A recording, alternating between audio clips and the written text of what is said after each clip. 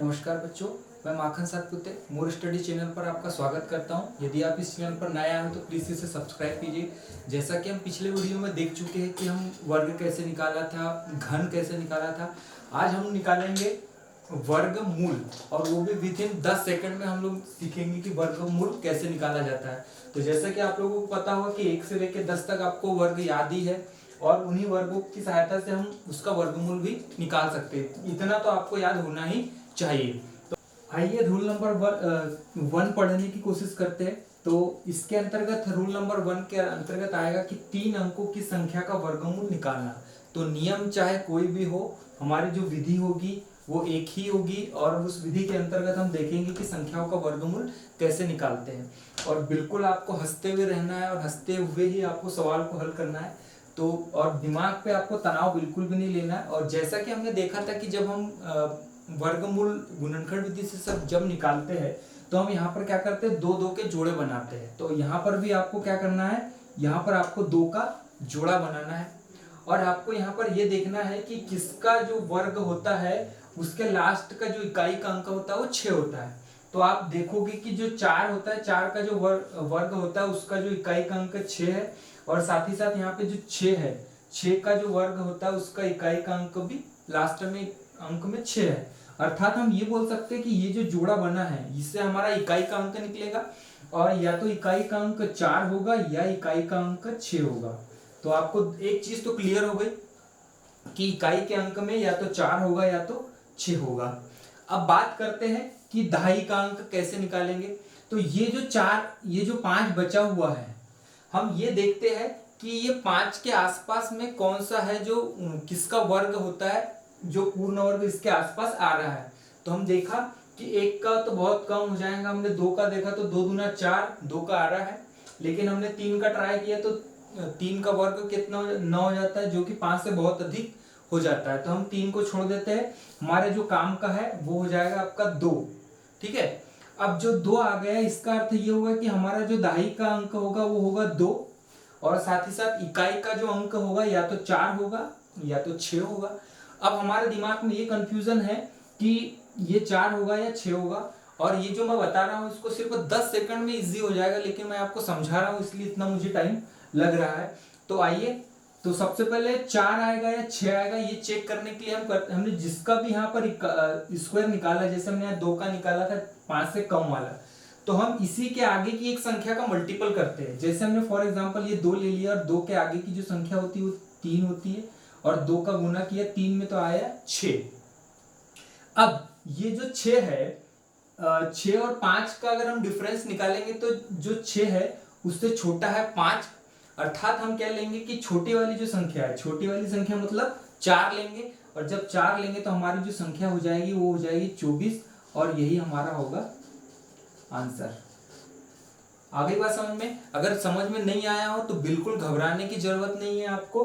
With in 10 second में हम लोग वर्गमूल निकालना सीखेंगे। तो आइए दूसरा रूल पढ़ते हैं। तो रूल 2, अब यहां पर क्या हो जाएगा, 4 अंकों की संख्या का निकालेंगे हम। 4 अंकों की संख्या का वर्गमूल निकालना। जैसा कि आपको पता है कि हमारी जो विधि होगी वो विधि एक ही होगी, जो यहाँ पर हमने किया वही का वही यहाँ पर भी हम करेंगे। अब हम यहाँ पर फिर से एक संख्या लेते हैं, एक एग्जाम्पल लेते हैं।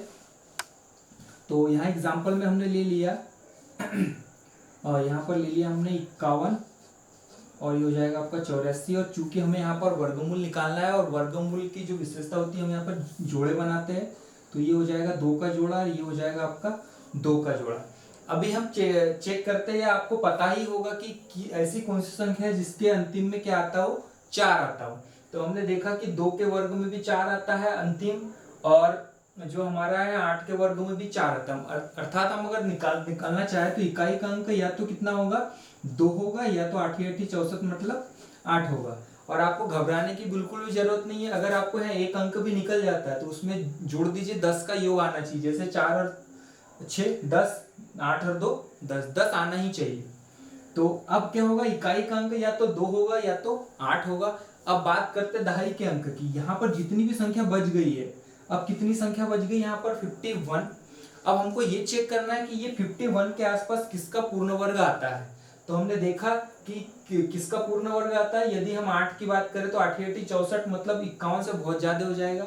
हम लेते हैं 7 का, और 7 में हमने देखा कि साथ ही साथ 49 हो जा रहा है हमारे काम का। तो हमारा जो इकाई का अंक, दहाई का जो अंक होगा वो होगा 7।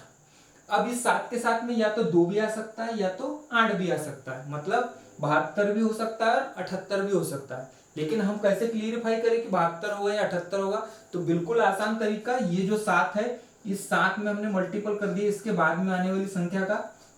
तो ये हो गया आपका 8 8 56। और देखा कि ये जो 56 है इससे 51 क्या है, कम है। और चूंकि कम है तो हम कम वाली संख्या लेंगे, और कम वाली संख्या कितनी है हमारी, 2। इसका जो आंसर होगा वो होगा आपका 72, और ये हो गया आपका आंसर। तो इसी तरह हमको बिल्कुल हंसते हुए हर चीज को सॉल्व करना है। तो आइए हम रूल नंबर 3, और यदि आपको बिल्कुल समझ में नहीं आया तो बिल्कुल आप अगले वाले क्वेश्चन में इसको बिल्कुल भी समझ में आ ही जाएगा।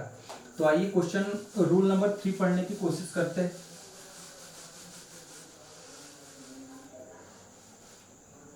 रूल नंबर 3, और जो हमारी अंकों की संख्या हो जाएगी 5 या 5 से अधिक भी अंक हो सकते हैं। तो एक उदाहरण लेते हैं, और एक उदाहरण हमारा लिया हमने 10 109, सॉरी 10 609 लेते हैं, और यहाँ पर आ जाएगा। और चूंकि हमारे गुणनखंड विधि के अनुसार यहाँ पे 2 2 के जोड़े बनाना है, तो ये 2 का जोड़ा बना लिया और बाकी सब चीजों को छोड़ दिया। अभी यहाँ पर हमने देखा कि 9 है, तो और इकाई के अंक में 9 किसके किसके अंत में आता है, या तो 3 में आता है या तो 7 में आता है। ये 3 हो जाएगा या तो 7 हो जाएगा। ये इकाई का अंक या तो 3 होगा या तो 7 होगा। आपने देखा होगा कि 7 और 3 का योग करो तो 10 होता है। अभी आगे अब बात करते हैं दहाई का अंक आने के लिए। तो दहाई के अंक में यहाँ पर बच रहा है आपका 106। अब इस 106 के आसपास देखिए कि किसका वर्ग होता है। तो आपने देखा कि जो होता है 10 का वर्ग होता है 100, उसी के आसपास। और 11 का अगर करते हैं तो 11 11 121 हो जाएगा, जो कि बहुत बड़ा हो जाएगा। तो हमारा जो काम का है वो हो गया आपका 10, मतलब इकाई में कितना है, दहाई का जो अंक होगा 10 तो होगा ही होगा। अब इकाई की बात करें तो या तो 3 होगा या तो 7 होगा। अब हम चेक करते हैं कि इसके बाद का क्या होगा। तो 10 में हमने मल्टीपल कर दिया 11 का, और 11 दाम कितना हो जाएगा 110। और 110 से जो 106 छोटा है, इसका मतलब ये है कि हम कौन सा अंक लेंगे, छोटा वाला अंक लेंगे। तो ये हो जाएगा आपका 103। तो बिल्कुल आपको समझ में आ ही गया होगा, मुझे ऐसा लगता है। आइए एक उदाहरण से और समझने की कोशिश करते हैं। ये हो जाएगा आपका √10 816। यहाँ पर फिर से हमने 2 2 का जोड़ा बना लिया और बची चीजों को जैसा का वैसा रखा। लास्ट में 6, इसका मतलब या तो 6 6 36 आएगा, या तो 4 चौक 16 आएगा, या तो 36 आएगा या तो 16 आएगा। अर्थात इकाई का जो अंक होगा या तो 4 आएगा या तो 6 आएगा। अब बात करते हैं दहाई के अंक की। तो यहाँ पर आ गया आपका 108, और 108 के आसपास किसका वर्गमूल आता है, 10 का वर्गमूल आता है। अर्थात हम बोल सकते हैं कि दहाई का जो अंक होगा 10 होगा। अब 10 के बाद में या तो 4 होगा या तो 6 होगा। अब हमने 10 के बाद में गुना कर दिया 11 का, तो ये हो जाएगा आपका 110। और चूंकि 108 110 से छोटा है, इसका मतलब हम कौन सी संख्या लेंगे, छोटी वाली संख्या लेंगे। छोटी वाली संख्या मतलब ये हो गई हमारी 104। आइए इसको एक और उदाहरण समझने की कोशिश करते हैं। तो हमने ले लिए यहाँ पर √14 161, और चूंकि यहाँ पर हमें 2 2 के जोड़े बनाना, तो यहाँ हमने 2 का जोड़ा बना लिया। चूंकि यहाँ पे लास्ट में 1 है, इसका मतलब है लास्ट में 1 है, तो यहाँ पर या तो 1 होगा या तो 9 होगा। अर्थात इकाई का अंक जो होगा या तो 1 होगा या तो 9 होगा।